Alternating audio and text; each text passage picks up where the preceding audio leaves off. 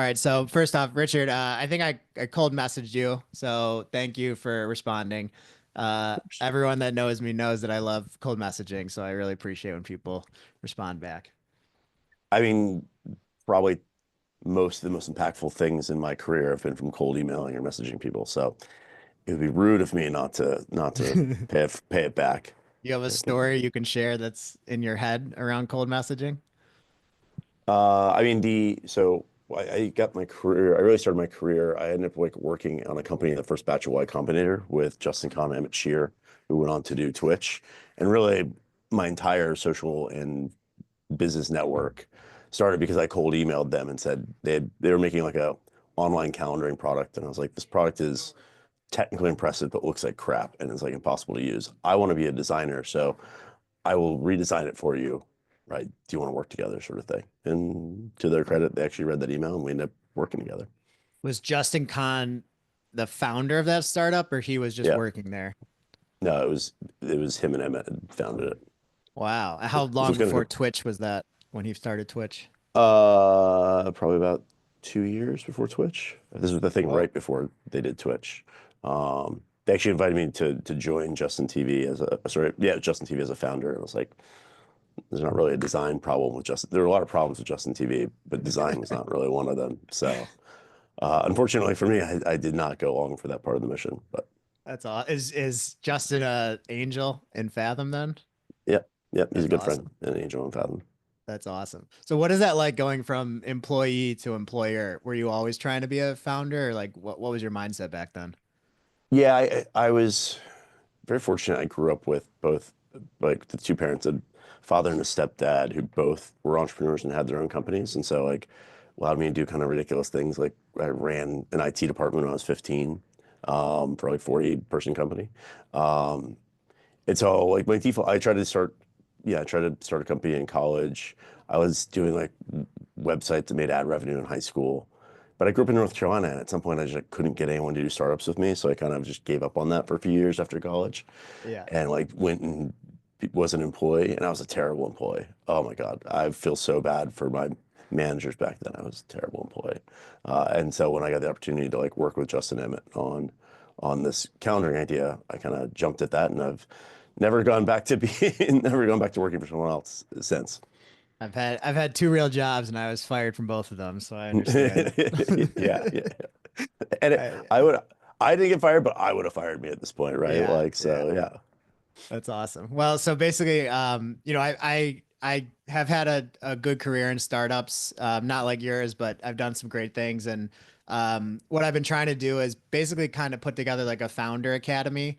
And so we have about 300 people that come every month to our various meetings. And then we have a newsletter as well, like a private newsletter for everyone. And really, what I try to do is I either like incite or convey some lessons that I've learned, or I'll bring in someone who's a really accomplished founder or investor and have them kind of coach people through everything. And so, you know, I joined this like one of those kind of like influencer type people's paid community a long time ago, and he's been using Fathom AI for his calls. So maybe about like 6 months ago, I remember thinking, like, who is this guy hiring someone to do all this time stamping? Like, how is this so good and efficient? And I didn't really recognize that it was Fathom. So I would like rewatch his calls and I would be on the Fathom website and I never really took notice of it. And then I was in the Uber with my brother-in-law maybe 2, 3 months ago, and he started talking about how his real estate company uses Fathom. And I was like, that name sounds so familiar. Like, oh, I think and then I put it all together. I'm like, oh my gosh, like that's an automated AI taker. That's incredible. So I was actually had two touch points before I reached out to you. That's Um, I think you've hit obviously like a point that is very important for the AI market, which is this concept of AI note taking. I think everyone's gone after it, and you're one of the, three or four that have actually figured out the code. Um, so, you previously, it sounds like your last company had like 3,000 customers. This one, I think I read, had 8,000 HubSpot integrations, and that's from an old press article. So you've obviously figured out, how to get traction and things of that sort. Everyone here is more on the early stage. So some have raised 1 million, 2 million, some are, at the 250K angel mark still.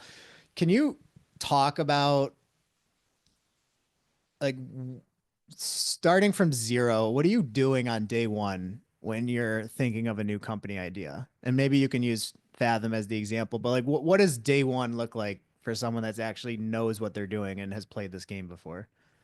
Yeah, I think it's funny. So like my previous company, User Voice and Fathom, very different, right? I would describe it like the second one's like speed running a video game you've played before, right? The first one is like very awkward. I describe like my User Voice experience like playing Minecraft, right? You get dropped into Minecraft, and you're like, I don't know what to do. It takes you half an hour to figure out like you got to punch a tree to get some wood. Second time through, you're like, oh, it's like I've watched 10,000 hours of Minecraft. I'm gonna just like speed run this thing. I think the biggest description is like when you're starting out, everything feels like an open-ended question. Everything feels like an essay question. And when you have all experience, everything feels like a multiple choice question. And so, for example, with Fathom, I think, you know, early on I had we had this idea that like, oh, this is the problem we want to solve, right? Everyone hates note taking. Like no one likes to try to be a stenographer and have a conversation at the same time. Notes are a terrible artifact. Like that part was easy. Um, we had this, I think, pretty good thesis around where we thought the world was going. We thought at the time transcription was going to become free over the next couple of years. At the time, it was like $3 an hour, but we tested a bunch of providers and found that they're all pretty good. And so we were kind of convinced it's a commodity. And we're kind of convinced that like LLMs were going to get really good. And we kind of thought no one really wants a transcript That to their was meeting. 2020. This is 2020. So um, we like no one wants a transcript, but we think AI will need a transcript to do the interesting thing. So if transcription becomes free and AI becomes really good, oh, there's gonna be an interesting window that opens up in a couple of years to basically give away a free note taker, right? And it'll be relevant to everyone. I think at the time, the people that were in this space were focused exclusively on sales, companies like Gong and Chorus. And we said, gosh, we think it's relevant to everyone. And then we think if you can give away for free, it can grow virally, so I think Justin has a great quote. It's like first time founders think about product, second time founders think about distribution. And I think that's very true where it's like, that's the multiple choice questions. Like, okay, how are we going to get the first 1,000 users and the next 10,000 and the next 100,000? And like having a theory of how we're going to get distribution for each one of those because it's a different mechanism for each rung of that ladder. And so I think from day one, it's like, okay, we not only do we have an idea of what this product should be, we have a theory of distribution that we feel pretty good about. And obviously, we can't prove the virality on day one, but at least, we have a theory of the case. And so if we can go get first 1,000 users, we can prove that they stick with the product, and then we can get the next 10,000 through this. So I think the biggest difference on day one is like I'm not just thinking about the product, I'm thinking about distribution, and then thinking about like team needed to build those two things. I think All distribution is right. So underrated. I have I read the quote. I love the quote. I agree. Before we double tap into that though, so you said the first time founder experience was like writing a paragraph, and then the second time was like multi-choice. Yeah, I was a C student, so I'm not good at any of that stuff. So like what I have ADHD. So what exactly does that mean in your head, having multiple choice sure. versus a I think paragraph? ask a first time founder, like, how are you going to, like, what's your distribution channel going to be? Or how are you going to market? How are you going to get users? And you'll get this like long winding answer. Oh, I'll do this and this and this. Wrong. The answer is there's 8 marketing channels that matter and you pick one. And you only get one. Like, and everyone makes a mistake of thinking like, well, every big company uses every channel. Yeah, they do when they're big, but when they get started, they have like one channel. And so it's like, well, does paid ads make sense for what we're doing? Oh, no, because X, Y, and Z. Oh, does like social make sense for what we're doing? No, because X, Y, and Z. Oh, does virality make sense? Oh, we don't have a possibility for virality. We're a back-end B2B SaaS product. So like you almost can process elimination figure out which of those models could work. And if you come back, you're like, none of them work, or we're going to do all of them a little bit, fail, try again, right? Like, so that's a good example of that, right? I think you could do the same exercise for like, who do you need on your core team? You could do the same exercise for how much funding you need, da da da. But it's not actually like open-ended. Really, there are discrete choices really to make that almost every company chooses from an a la carte menu. And so with Fathom, you have the 8 marketing channels. Can you talk about specifically which one you picked and why, logically? Yeah. Yeah. So we went with basically virality, right? Like basically word of mouth because we knew it would be, you're going to bring this product into your meetings. You have to explain why it's there. Um, we think we can build it free. I think free is really important for virality, and we're building it horizontally. So if we were going to be sales specific, virality doesn't really work that well because how many times do salespeople sell to salespeople? And if we were going to charge money, virality is going to be really hard because people don't like recommending tools that cost money, but they're super happy to recommend tools that are free. But because we had that, we're like, okay, we feel confident virality can be our channel. And for that reason, we were like, we're not doing any social. We're not writing any content. We don't still to this day have a blog. Like we don't do any, we're not buying any ads. We're not running any ads. We're not doing SEO. We're not doing any of these things, right? In the beginning, all we cared about is like, all we're going to do is really do everything to maximize that viral loop. And so you basically said, okay, we know we have 500 friends that will try this. So those 500 are going to be the base of this viral loop that we create. And that was basically your only focus. Everything else was out the window. Yeah, I'd say the other thing I do is like I think a lot of time first time founders like try to attack multiple key metrics at once.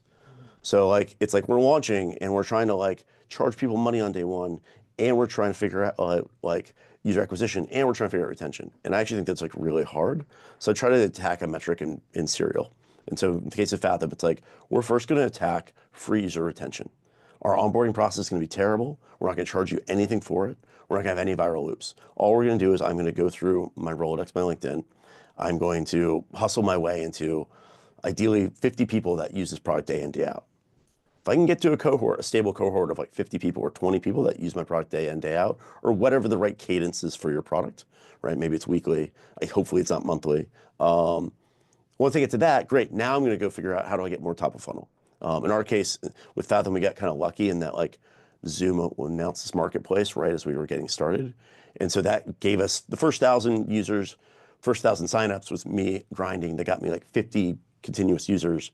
That led to then like great launching on Zoom app marketplace, which got us 100,000 terrible users, but they allowed us to like basically figure out how to improve the onboarding process, which was terrible. Great, that's really helpful because again, viral loops don't work well if your retention is leaky and your onboarding process is leaky. Great, now those two things are done well. We can see that our onboarding rate's really good, our activation rate's really good, and it flows into that really good retention rate we already validated. Now we're going to go focus on these viral loops. Oh, okay. Now that we got these viral loops in place, now we're going to focus on monetization. And I actually think in a lot of cases, I'm a big fan of like monetize late, but that might vary for your business. So that was kind of the order of operations we did things in for the most part. Let's say all that went perfectly well. I mean, that still takes 2 years fundamentally to do correctly. Yep. Yep. I think that's what probably myself included, it's hard to really wrap your head around. Like someone that's done it before, has the funding, has the experience, you still fundamentally have to take like 6 months for each one of those steps to actually get it right because there's so many small details and technical things that go wrong. Yeah, that's right. I think, again, your strategy also has to work backwards from what tools you have at your disposal, right? And as a second time founder, especially we were raising money in the frothiest market. We were in 2020, 2021, right? Like we played the game. Our strategy was defined by our access to capital, right? So we knew we could get a lot of capital. So we played this game where like, we're not going to, we're not going to charge money for 2 years sort of thing. And so I don't think first time founders have that luxury, right? I think there's also a lot of like multi-time founders give this advice. Here's how I started my company. That's not going to necessarily work, right? I actually think there's certain product ideas and business ideas that lend themselves to multi-time founders versus first-time founders. And you should be thoughtful around that, right? Like I have friends of mine that on a napkin can go raise $20 million, right? Just because of their track record. The kind of companies they can attack and build are very different than what you can as a first-time founder. You don't want to be a first-time founder going up against someone like that, right? Where it's like, oh, they're building some robotics company that has a 5-year R&D cycle before it ever makes money. Okay, you have to be able to raise 20, 50, $100 million on the napkin, or else you can't really pass go. So there's a lot of, I think, like founder idea fit that we don't talk about, but yeah. It's a great point. And you're right, because you basically have to prove yourself with revenue and traction if you don't have the track record. Right. Yeah. 100%. Yeah. So you might have to, I think this is why I think more niche B2B SaaS plays are really good for first time founders, right? There's things where you can get in and demonstrate value really quickly. The TAM, the problem you'll run into is your TAM isn't super large. So like, VCs will push on that. But I think like it's often a easier way to prove I know how to execute, right? Very quickly. So your last startup, User Voice, can you talk about how successful that was? And maybe that's a better example of like a first-time founder, although you obviously had some experience. But can you maybe walk us through starting that? Are you thinking about it more as like, okay, we just need revenue from day one, and I don't have the VC network I need for this? We actually didn't monetize at User Voice for at least a year there as Wow. well. You know, it's funny. In Fathom, we were able to delay monetization because I raised a lot of money. And Right. User Voice, we were able to delay monetization because I didn't cost a lot of money, right? Like it was just like, um, Fathom, we started with 4 engineers that were like my top Yeah. engineers that I had to pay a salary on day one. The other Yeah. one was just me falling asleep on my laptop every night with a co-founder, right? So there are different ways to play that game. Yeah. But yeah, so I forget what the core of the question was. User voice was not as nearly as forward thinking, right? User voice was more the first time founder. I have this Right. problem. I want to build this product. Let's start building this product. Did I think about TAM? No. Did I think about like go to market strategies? Right. No. I just started building it and asking my friends, do you want this sort of thing? And And did that you like pick turned, all 8 marketing channels and make that mistake back in the day, or yeah, would you? made all the mistakes. Yeah, we're just like, I Yeah. don't know, like we need to be doing everything, right? Like, so yeah, I think User Voice was a company where it wasn't wildly successful. It was decently successful, but mostly the value of it to me was I got to learn a lot. We started off as a PLG company. We started off as a remote company. Then we went in person. We started off as a PLG company. We ended up as an enterprise company. Like I ran marketing for a time, I ran sales for a time, and then a very good T-shaped entrepreneur. Like my background is engineering, product design, so I'm super deep there. But now starting Fathom, I know enough about sales, marketing, and whatnot to like get us a reasonable day one plan without feeling like I had to talk to 10 experts or hire someone or whatnot. I like that term, T-shaped entrepreneur. I've not heard that before. Is Yeah, I mean, I think a lot of folks, I think it's like super valuable because it's really hard when you feel like you don't know all these other things and you feel like you have to consult experts, you then move really slow. And candidly, all my friends who were the most successful for first time entrepreneurs I know, Justin's a good example of this. They kind of just had like this hubris that like I don't need experts. I can figure out marketing myself, right? And they just made quick snap decisions on it. And frankly, a quick snap decision you come to from first principles yourself is almost always better than like spending 3 months trying to talk to or hire someone and do it, right? At least in the early days. My biggest regret is not really zoning in on the technical side of things. Like I'm Mm. great at social sales, all that stuff, but yeah, my kid will be amazing at that. I'm sure of that. But yeah, it seems like if you're gonna try to be like the pinnacle of an entrepreneur, the top 1% out there, you have to be technical. Like I almost have given up on that dream in some ways because it's just such a necessity to understand those things from first principles. Yeah, it's interesting. I think, there's for the longest period, Y Combinator wouldn't fund any companies unless they had a technical founder. And then I think in the last couple of years, they founded some companies that had no technical co-founders. And I think they've kind of largely gone away from that because they saw the results weren't nearly as good as you got to have someone on the team that speaks that language. Otherwise, you'll get taken advantage of by people that, can kind of talk over your head sort of thing. Yeah, I think Calendly is the only example of a startup that hired contractors early on, but Yeah. like their product as great as it is, I use it every day. It's you can tell it's built by a agency and not a Right. founder. Right. Yeah. There are certain Um, businesses that are growth hacking as a product, kind of, which Calendly kind mhm. of is to a certain degree, right? Right. But I think those are pretty rare, hard to find. So why did the VCs back you early on? And that also included Zoom's venture Hmm. fund. Yeah. Oh, you at Fathom? Yeah, Fathom.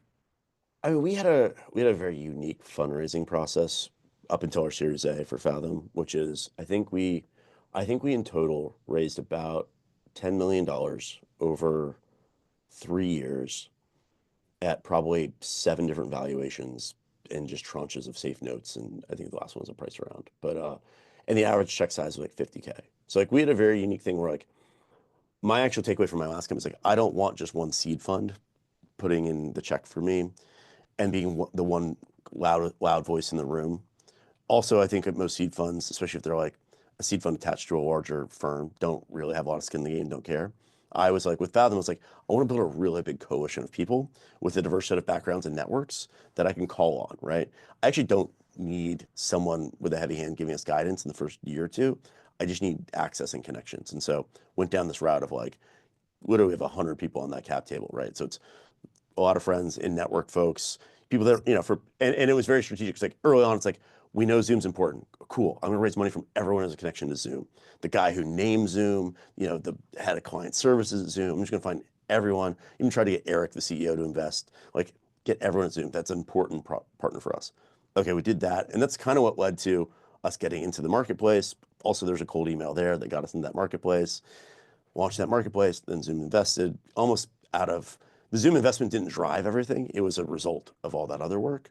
And then at some point we were getting pulled into sales. Like sales is obviously a pretty key user of a product like Fathom. I don't know enough about sales. Let me go raise money from all the smart like sales tech CEOs. And we like went and did like a whole round that was focused on that. So I kind of have this theory that, a lot of times an angel putting in 25, 50, 100K Going to cares be more much more, valuable. more Yeah. valuable and cares more than some slush fund at some VC with 2 billion under management. So almost all of my investors were either angels like that, or if they were institutions, my rule is you had to be within your first or second fund. And you're generally, I wanted boutique small institutions. Because again, I wanted new VCs that were trying to prove themselves. And so I knew they would like hustle and whatnot. And generally they had theses too. Like one VC was focused on design, one was focused on data, et cetera, et cetera. So, but again, that's a second time founder thing. As a first time founder, that's a lot of work and requires a lot of network. You might just want to go talk to 30 VCs and Right. hope one of However them's I can willing to, get money, I'll take yeah, money. hope that like one takes a flyer on you. It's like, I believe in you, right? Like, here's $3 million, right? So again, all this stuff is so contextual to like the tools you have disposal in terms of your personal brand and connections. I stepped on my own toes with my last business. General Catalyst was our first investor, so they led our seed, but like we didn't even have a product when they first put in capital. And so by the time I got to the point where I actually needed like our next round of money, every VC in the world would just basically look at General Catalyst and say, if they're not putting in more money, then that's a bad signal. We're not. And so I basically shot myself in the foot. It was like the hardest thing ever because I thought it was great as a first time founder. I raised from a big brand. No, it's actually worse, and you're better off doing what you did, like you said. Well, yeah, so that's the other thing. It's like when you raise from these folks that only do seed and they're new, that was the other thing. It's like I only do folks that didn't do seed, they don't do Series A. There's no signaling risk, right? Right. The follow Like, on is not the signal risk. right. So it's like, oh, these people, why are they leading your egg? Because they can't. Oh, okay. Like, yeah. So I think you're right. I think a lot of people fall for VC brand in general. Like, and then they like get in with the sexy brand. And if you don't absolutely crush it, if you're not in the top 10% of their portfolio, that partner you fell in love with is like definitely moving off your board and you're getting some junior person that you've never worked with. Like there's a lot of adverse things that can come down the road that I think people don't know about. We had a good question from the audience here. Oscar wrote, he said, so you expected not to make revenue for the first few years. How do you justify to your investors that you're on a path to revenue? I assume that is in the traction data, but yeah, how do you kind of help the investors be patient while you don't charge for things? I just was very upfront that like that is not the high risk thing. Like I have a strong belief that usage is way more important than revenue. I've very rarely seen companies that drive consistent usage, again, whether it's daily or weekly, monthly, maybe a little bit harder, quarterly more like really hard, right? But like if you have a product people are living in day out or week in, week out, you can almost always monetize at some point. And I also think that a lot of, even if, and then people argue, well, but once we get used to free, it's hard to get them to pay for things. I mean, we at Fathom got around that because we knew that we would charge like a manager for a team workspace at some point, not the individual user. But you can also get around that by just saying like, yeah, that's true. The first 10,000 users, we may never convert to our paid plan. But our TAM is 20 million people. So who cares about the first 10,000, right? Um, I think when talking to investors, you want to frame it around, again, I frame it around, we're solving one metric at a time. And when we solve one of those metrics, we raise money to go solve the next metric, right? And so I think for seed investors, generally, they care much more about, the good ones care much more about engagement metrics than like revenue metrics. Maybe in this current market shifted because VCs are a hive mind, and they all think the same. And so like, 5 years ago, it was like growth, growth, growth. And now it's like path to profitability, which is stupid and like not nuanced, but that's VCs for you. So I think you have to, I think, but the traditional thing of growth still works, right? You can be like, look, we're going after a really big market. It'll slow us down to like charge money for this right now. We need to go win a bunch of users. And then I think you have to have a credible thesis for how you're going to make money. And again, not everyone's going to love that. Some people are going to hate that. Good. Not the right investors for this. They're better investors for something you're charging money on day one for. But if your product has a thing where it's like, we actually think growth is more important, maybe there's a virality component to it, and we want to just go focus on usage, I think you sell anything to investors as long as it seems like you know what you're doing, you have a plan, and like you stick to it. Yeah, there is a lot of money. All right, two questions, then we'll open up the floor to everyone in the audience. Feel free to click the little raise hand emoji and I'll call on you. All right, so let's go back to the product versus distribution because I think the Justin Kahn quote is a great one. First time founders care about product, second time founders care about distribution. Yeah, But you still have to have a product. You know, Fathom had to have some tangible something that people could dig their teeth into before you started sure. thinking about the distribution.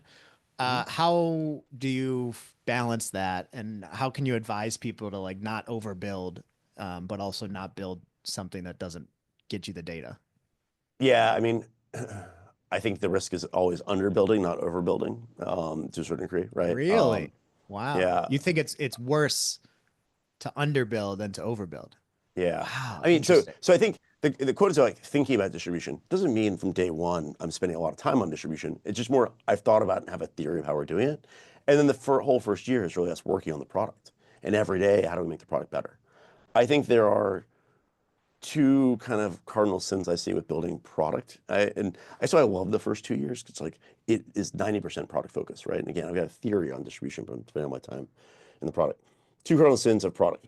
One is you don't build enough. Like your MVP is shitty. Like it's like functionally like oh yeah, like founders are delusional about their babies, right? They'll look at everyone else's product and be like, those are all ugly products. And you'd be right. And you look at your product, you'd be like, it's the most beautiful thing I've ever seen, right? Like Looks the maintaining same. object it looks it's yeah maintaining objectivity about like is my product actually awesome, because I'm actually not a big fan of the like launch early kind of thing. Like I actually think in 2025 there's so many products out there, you get one first impression with people. You need to come out the gate with something that people are like, oh my God, look how polished and like look how magical this thing is. So one is underbuilt. The other one is actually know what the key, like what is the key value prop. And kind of like marketing, where like the cardinal sin is we do a lot across 8 different channels. We do a little across 8 different channels. It's like, well, we've got 5 value props. We help you a little bit, you're a little less stressed and it saves you a little money and makes you like, no, no, no. Like go find the like one, what's the one killer thing that this product will do for you? And just put all of your points into that, right? Um, you know, and ideally it has an emotional component, right? For us, right, in Fathom's early on, it was funny, the first version of Fathom didn't have any AI. It was just a meeting recording solution with transcription, and you could like highlight moments of the meeting and like pull it out. The key value prop, people on back-to-back calls, they're worried they're gonna miss something. And they have to like, and why does that matter? Because they're stressed out.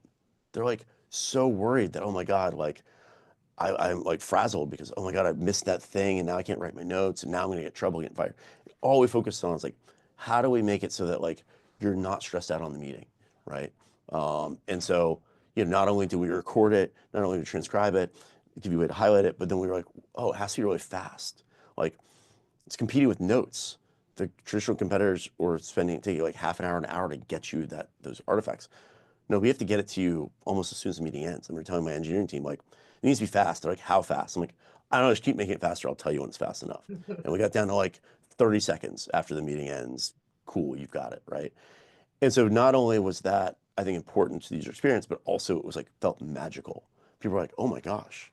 Again, so much better than the incumbents. Like, get off this meeting, I instantly have this entire transcript and recording, and that thing I missed 5 minutes ago, I can go back to and fix my notes. And So really, it's the peace of mind. it's a peace of mind. But Yeah. we were just like maniacal about like, and again, it's all, my other hack is build products that you yourself have that problem, right? Like, it's great when you have a problem and the TAM of people that also have that problem is huge, because then you can it's easier to be a little more objective about it. Um, but like, just go crazy, like solve that problem more than you think it needs to be solved, right? Because you're gonna bias towards undersolving. You're gonna be like, it's good enough, let's go, right? Because you're gonna be anxious, you're gonna feel the pressure to get it out there, to make money on it. And really in the beginning, if you can be slow and methodical and cool, I'm gonna put 20 people in it, see how it goes, and make it better every day. Okay, that didn't work. 2 weeks later, let's get another 20 people, right? Like, I think that's where it's at. So when you say that you're building the product for 2 years, you're obviously not doing that in a silo. You're having users come in and test as early as possible, even though it's Hmm. not working. Okay. So Yep. We probably built it for 6 months and it was okay. just me using it. And then we did another 6 months where we were bringing people constantly. Fathom more than I think most products has like a really big technical barrier to like a V1. Like there's just a lot of moving parts. It's a deeply technical product. Um, Compared to your traditional SaaS product, which is like pretty simple, you can get like the first version up and running. I actually like that. I think like the fact it takes you 6 months to get to V1 is a good sign because that creates some moat. Um, Not forever, but like more than I think the average SaaS product gets. But yeah, so about 6 months. Okay. One more question from me, and then we'll open up the floor to everyone. Things are going great. What is the thing that keeps you up at night, Richard, from the business perspective? Uh, I mean, I am bad at taking compliments, and that feeds into my professional life, and that I'm always like focusing on what's not like everything's for the most part, Fathom's kicking ass. Everyone tells me, oh, it's doing great. Like, look at all the metrics doing great. And I'm obsessed about whatever thing is not the great metric at the moment, right? Right now, it's just like we can't hire people fast enough, and like we need to improve our hit rate on like great engineers and stuff like that. Um, but I look at our graphs every day and I track every time something is like 5% out of where I think it should be. I like sound an alarm bell, like, what did we do? We're 5% down, sort of thing. On this metric that should always be up, sort of thing. So there's no one thing. I think it's, I think as humans, once in the beginning, your fears like this won't matter. Once it starts being successful, you'll start shifting to like loss aversion of like, okay, how do I keep this going, right? What if this stops tomorrow? So, like you don't take it for granted to a certain degree. So it's more the potential of something changing than it is actually anything that's happening negatively right now. Yeah, exactly. I mean, again, we built this business to surf this AI wave. Like we had this thesis, this wave is coming. We want to surf it. Um, Now it's here, and we're just we're on the surfboard. We're trying to like I don't surf, so this analogy is falling apart. But but there's so much change in the space. It's so volatile, right? Like Yeah. like that. It's there's something new. You gotta like figure out every day. So Yeah. Are competitors an issue, or you think it's a high tide floats all boats type of thing? it's both. I'm like a hyper competitive person, so like I think you can certainly pay too much attention to competitors, but um, no, I learn a lot from watching competitors do things, right? That's actually one of our strategies is like we watch what other people do and then we just try to do it better. Like we think, I don't know, AI is a weird space because it's so easy to get AI to do something. Mhm. It's really hard to do something really well because you can't build a unit test for quality. And so um, we fortunately are surrounded by a lot of competitors that don't seem to understand that. And so they'll put out something I think is kind of cool, like a cool concept, poorly executed, and then we get to be like, oh great, let's like, cool, we were thinking about that too. Let's go, let's go build that and make those notes that much better or that experience that much better, sort of thing. So, but yeah, we have a very competitive space. Kind of, I think I keep track of what everyone's doing. Everyone I think's doing pretty well actually. But I want to fucking win. Like so, look for every little 2% advantage here and there. How can everyone raise your hands from the crowd? We've got 22 minutes left. I want to make sure people ask their question. Michael, I'll bring you up here. Also, if anyone has a question specifically on the product, I think that would be a really good thing to ask Richard as well. After we bring up Michael here, I think it'd be nice for him to give a little sales pitch here. All right, Michael, what is up? Hi. So earlier Hello. you mentioned that there's 8 like marketing channels for a founder to use, and that like an early stage founder should Yep. focus on one. What are those marketing channels? Let's see. So you've got social, you've got content, you've got these are all kind of like so like we break it in further, right? Like, are you putting content on LinkedIn, trying to be like trying to drive traffic from there? Are you doing some shit on Instagram, TikTok? Are you doing outbound emails? Are you buying ads, which really feeds into SEO? Probably paid and SEO kind of feed in. Like you're going to test things with the paid ad and then hopefully not pay forever for it. Though sometimes you raise much money and do that virality, which I mentioned. Um, I'm probably missing a few, but like honestly, like my point is more like I'm actually not exactly sure if there's 8. Like I think I wrote them down before, but they shift over time. But the point is like all of these things you would naturally think to do a little bit of each of them. And my thing is like go find one. Maybe and you can unpack them even further, right? Like on social, maybe it's influencer marketing. Maybe it's not you creating it. It's like I'm gonna go find a bunch of influencers do this. Like the That's what I'm point doing. is like, yeah, go find one thing, make sure it has enough headroom to get you to your next milestone. And again, you don't need one channel. You're not going to probably find one channel that's going to take you from 0 to like 1 million users or whatever your thing is. You just want to think about like what gets me the first 100 users, the next 1,000, the next each kind of order of magnitude up. You probably need a different channel, and you just want to know that ahead of time, right? The first 100 to 1,000 is almost always going to be something completely unscalable and really grindy, and that's great. So I think that's the other thing people know. They're trying to build their million user channel on day one, and it just doesn't work like that. Social sites like G2 are another one. So there's actually probably a little more than 8 now, but I think the trick is just like, put them all on the table and process elimination, right? What works for my product and my business model. Cool. Thank you. Just second part to that. So Richard, do you even bother testing all of them, or you just say like we only need Yeah. 100 people, just pick one and let's just do it and get it over with? That's right. Yeah. I mean, again, I think if you think about it from first principles, a lot of them eliminate themselves anyways, where it's like, oh, well, let's do Fathom, right? Like, well, Fathom's not a good example because we have virality. Honestly, if you can do virality, you always should do virality. It's like it is actually one channel that can potentially go. It can't really go from 0. It can go from like 10,000 to 100 And to like a sorry to million. bother, just to double check, make sure everyone understands virality. Is that like, made by Fathom at the bottom of your product, or is that something else in the way you It think could about be actually true. virality? It could be any of those things, right? It's just something where people, the fact that people use the product begets other people using the product, It's right? referrals, basically. It's referrals, it's word of mouth. It's not, in my mind, it's not quite like we're going to go viral on TikTok with a cool ad. It's more the product itself has some sort of innate kind of thing, right? For user voice, actually, we grew viral in the beginning. User voice was like think of like an open suggestion box, like a Reddit for customer feedback. And so what we do is we go find like Stack Overflow and a bunch of sites that were like, great, we're going to get them to use this. They're going to use it to collect feedback from their communities. Their communities are going to see powered by user voice, and then they're going to go sign up for a user voice account themselves. So that's, in my mind, virality as well. I think a lot of people think of the virality as like the old school, either like going viral on TikTok or like the old school Facebook spam your friends kind of thing. Technically also virality, but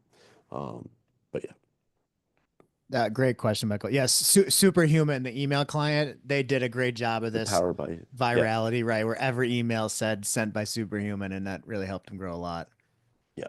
Yeah, that stuff's so valuable once you get past the 10,000 user mark, right? Because it just, marketing channels are getting really expensive at that point, right? So Everyone listening, you hear that? Go refer someone to my group. Okay, Andrew, what is up? Come on, come on in Hey, here. And Richard. I actually just met Andrew in person in New York a few days ago, so that was cool. He was in town from London, but now he's back.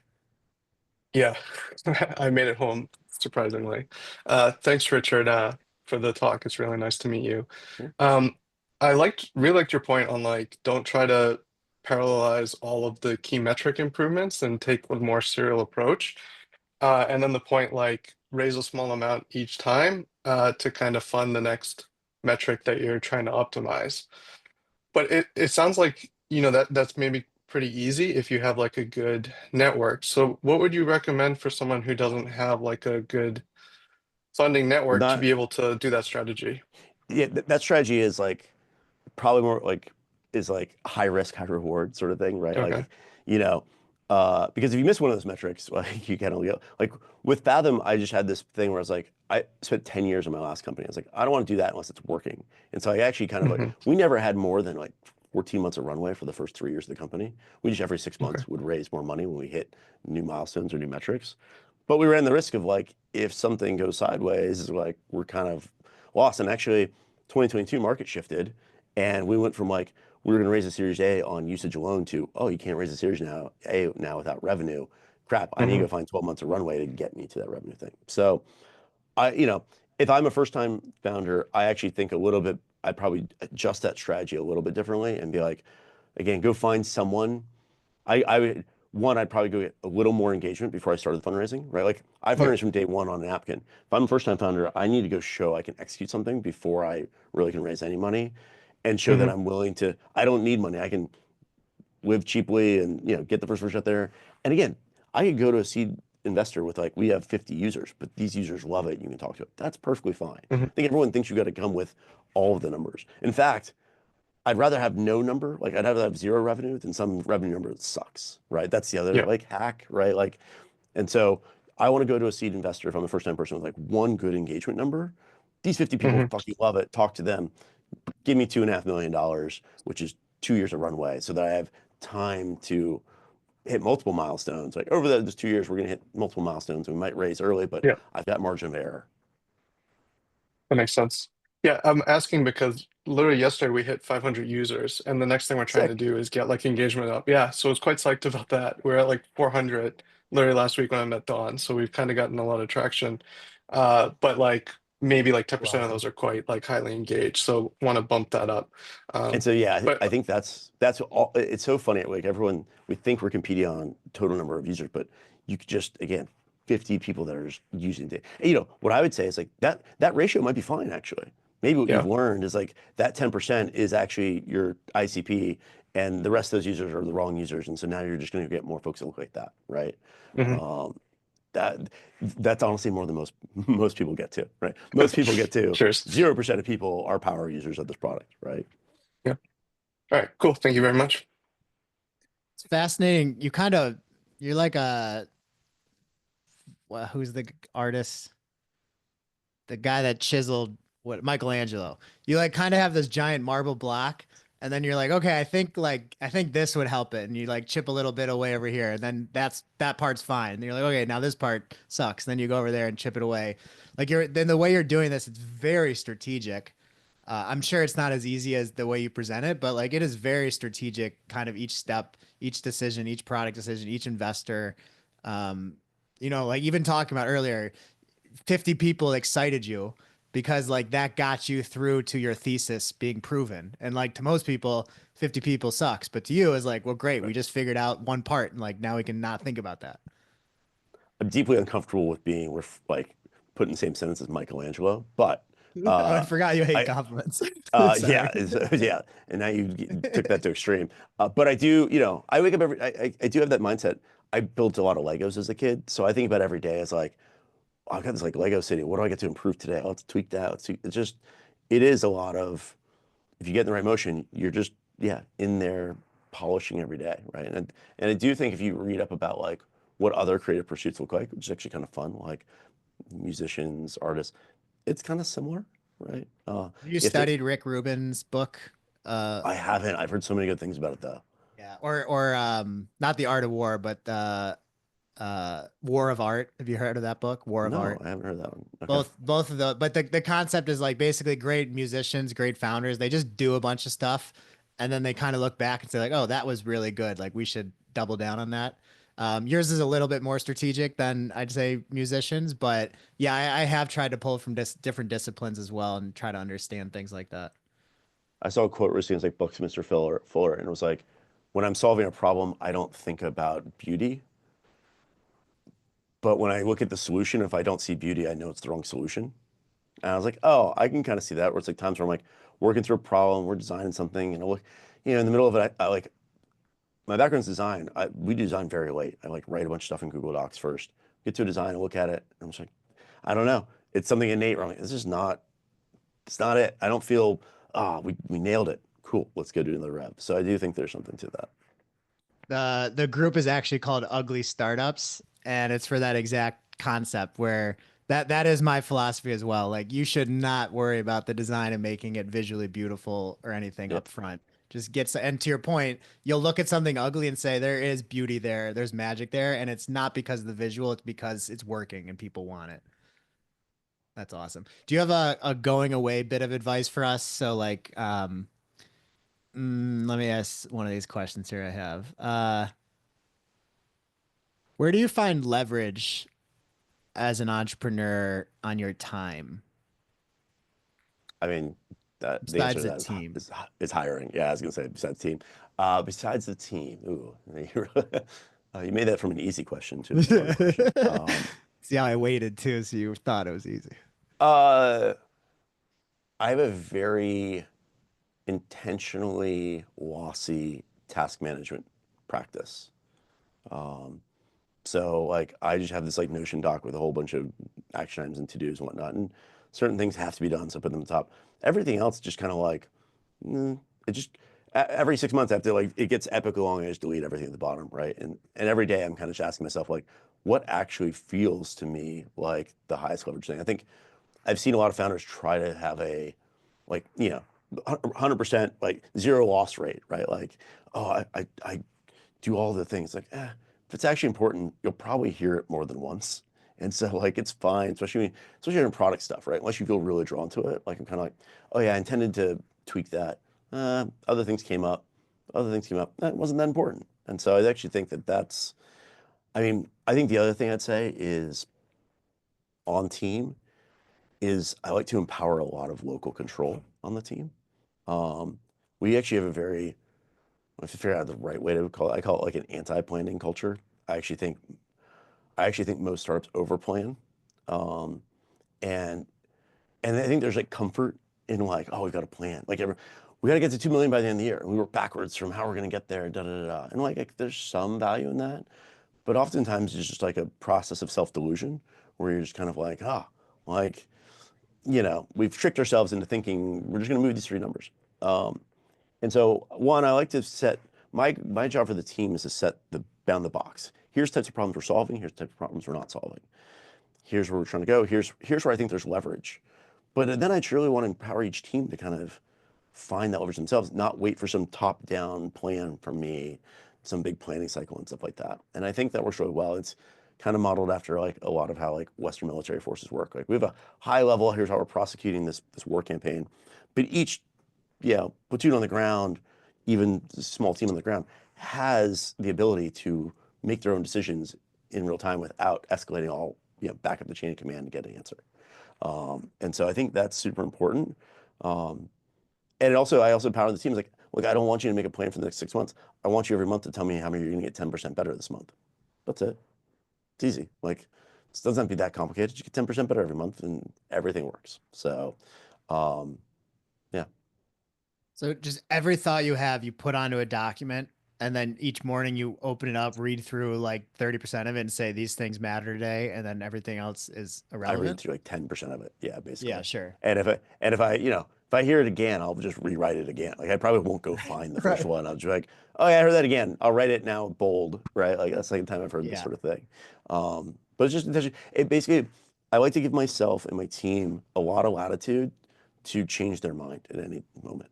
And I think Mhm. that's again not on big things, right? For example, like early on, I told the team, hey, we know we're going to monetize with team features, but we don't care about team features right now. We only care about making a killer individual user experience. Like, so that was good, right? Then people hear feedback about team stuff, we just throw it away, right? Like until we're coming back around to it. So you have to bound the box. So you're not just constantly grabbing at things. That's the other big high leverage thing. But then I think within that, you just give yourself a lot of lever. You give yourself a lot of wiggle room to not be held accountable to what you decided last week. I just heard a great quote about Stanley Druckenmiller. It was someone that worked with him, and he said he was the best person I've ever met at changing their mind. And I thought that was such an interesting concept, but that's really what you're saying is like we're not Yep. really tied to anything. It's just what's the right thing, go there fast. Yep. I saw this at User Voice too, because we were a long-lived company. Like, you have also this thing where it's like past decisions get canonized, and it's like, oh my gosh, well, it's always been this way. It's like, yeah, we just threw the dice over a couple beers and we just picked that. Like, we're not usually making most things with like a lot of data, and even if we do, the data can change, right? And so, um, I I think arming your team with the ability to do things without running everything by everyone is really important if you care about speed.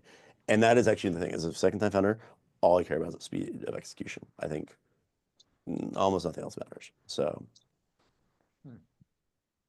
All right. Well, thank you. yeah. I that was a lot of good stuff.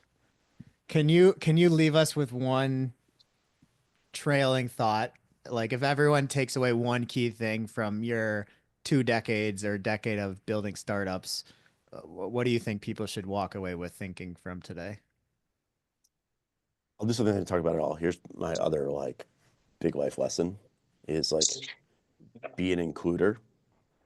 And all the most successful things happen either when I found ways to fold other people into what I was working on in a way that was not just for me, right? Or I found ways to like check my ego and be like, I should just go, like, I should try to work with this person, right? Justin, the idea they had of like their startup idea was actually a startup idea I wanted to build. That's how I knew about it. It's like, shit, someone built the thing I want to build. And rather than being like, I'm going to compete with them, I said, I want to join you. I think like we got complementary skills. I used to run an open source project and people would pop up competing open source projects. I'd reach out to them and be like, that's a great idea. You should just build that in this existing open source project. And so I think my bias, especially coming from North Carolina originally, was I'll go it alone. Because for 20 years, I could never get anyone to do anything with me. And so I was like, fuck it. I think happens a lot. Most people I meet, unless they're in the Bay Area or in some of the tech hub, are by far the most entrepreneurial person they know. And so they just get used to, fuck it, I'll go it alone. But when you find other entrepreneurs, there's also a reason why YC for the longest time didn't fund solo founders. When you find other entrepreneurs, you should contort yourself to find a way to work together rather than to compete or not work together, right? Even if that means sacrificing some of your ideas or sacrificing some of your equity or whatnot. I think it's super valuable when you can be an includer. I think that's a huge force multiplier. And does that lesson go outside of co-founders and founders as well? Like, for example, one thing I regret doing at my last business was not telling our employees exactly how much was in the bank account. Like, I wish I included them in those types of conversations. Is that something you found is successful, is like really being full transparent and including everybody and stuff?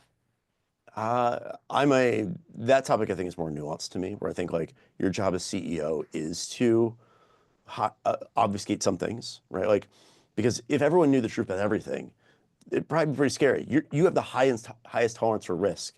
And so you don't want them to fully come along for the ride for you because you're a little scared.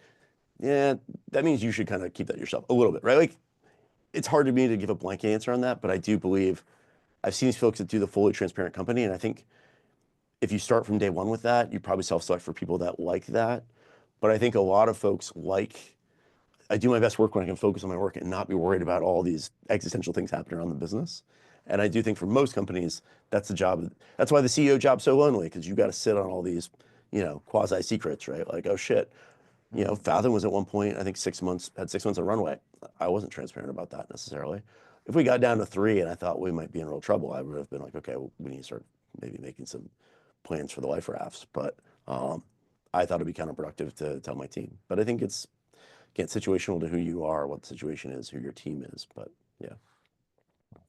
All right, Richard, thanks for your time. We know you got a multi-million-dollar business to run over there, but this was awesome. I really appreciate it. Can everyone give a quick round of applause? Unmute yourselves here. Thank you, Thank Richard. you. Thank you. You. Yeah, No, that was super fun. awesome. Thank you. Thanks to whoever recorded this with my competitor's solution. That's awesome. Please check out Fathom. We're free. If you have any feedback on it, find me on LinkedIn. Again, I'll have cold messages. So it's a fun group. Good luck, everyone. Let me know if you need help. I booted some bots out already to make sure they were there. So yeah, thank you, Richard. We'll see you soon. We'll share the newsletter with Thanks. everyone. Good luck, everyone. Adios. Thank you. Thank you very much. Thank you. Sweet. I love that. What does everybody think? That was a really nice meeting. It's I mean he's I didn't really understand the context of his career fully when I first messaged him. But I mean, if you have Zoom as an investor and the founder of Twitch and all them, like he's a top operator. And so I thought it was very interesting to see how strategic he was. I wish I had met him like 15 years ago before he knew all these people and did all this. I'd love to understand like how he was operating when he was more at our stage, but I mean, that's where you want to get to. That's kind of the 15-year vision for all of us, is be able to do stuff like that in a calculated way. I love how objective he is. Yeah, it seemed like his operating mode was come up with a thesis, test it, yeah, prove it or not, and then use that momentum to prove the next thesis, whether that's fundraising or anything of the sort.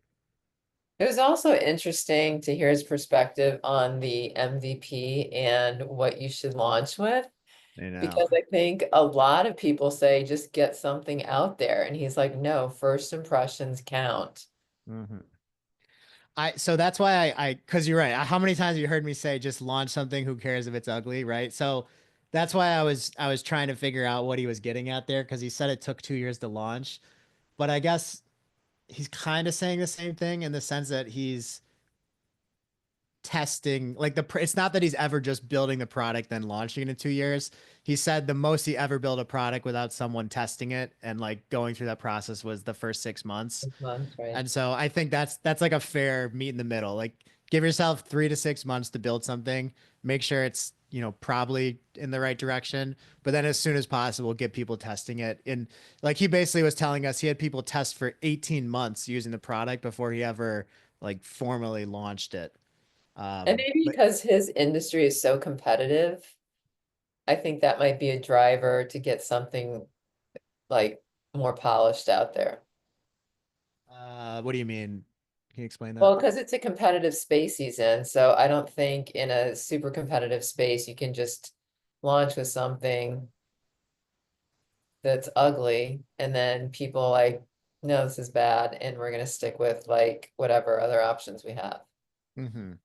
I think it might get to the idea of like focus too, where, if you're really trying to make something like sing, be really beautiful and get it out, like you're gonna do just that one thing versus, trying to spread yourself too thin and being like, oh, I want to have all the features in here, and it's like you do that and it's gonna be ugly and you're probably not gonna get the data that you need anyway because you're trying to go in too many different directions. So like I like what he was saying about kind of serializing what you're measuring.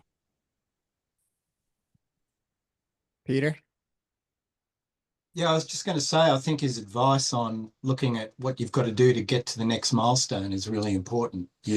like Jeff was saying. Yeah. Yeah, there's a sort of a floor that you've got to reach, and you've got to determine what that floor is based on what your next objective is. If you're just raising, a smaller amount of money, then that's fine. You don't need to spend all that much time on the product. You've got to look at what the essential elements are that need to be included for the first pass. So that was really good advice. Unless you're doing Um, hard course, and then it's a whole lot more complicated. Always. Yeah, you know that well. I thought the other thing to really pay attention to is this was the deck for my last startup, but he said something about super users. And so you'll see here that like I had my overall metrics for our early stage people, but then we also had like very specifically, here's the sticky users. And essentially this was my pitch was like, hey, it's a small amount of people, but like they're really using it and loving it, blah blah blah blah. And so I thought he hammered home that exact same point where he's like, most people, he was talking about Andrew. Most people never get 500 users where 50 of them actually are like the right users, right? They'll just get 500 and they won't be the right users. So if you have, 25 or 100 people that are actually using it at a frequency that's impressive, then you have that part of the story around super users. So I thought that was a really good point he made too. And I know that worked for me in the past as well, this super user pitch. All right. Other thoughts, questions? Oscar, Jack, Eli, Jeff, anyone? I like the way that his approach has evolved from like being a first-time founder to second-time founder, and how that completely shifted. That was that's an interesting perspective because I mean, you go through a lot of learning lessons going through the first time around, right? And the second time, and it's just like cut to the chase, right? Let's get to the meat and bones, and that was interesting. I'd still like to know. Like you just can't play this game perfectly, so I'm sure he's still made those Yeah, same mistakes. different, yeah. I Yeah. mean, it's a big puzzle. Like how many people over index on product a second time, accidentally? Probably not that many because it's such a tedious process, but like I know I've done that multiple times and built stuff. Like that was what was interesting when he said overbuild versus underbuild. He'd rather overbuild than underbuild. I don't agree with that. Obviously, he's right. I'm an idiot, but like I don't agree with that. So I think I need to understand more of what he was trying to convey from his perspective there.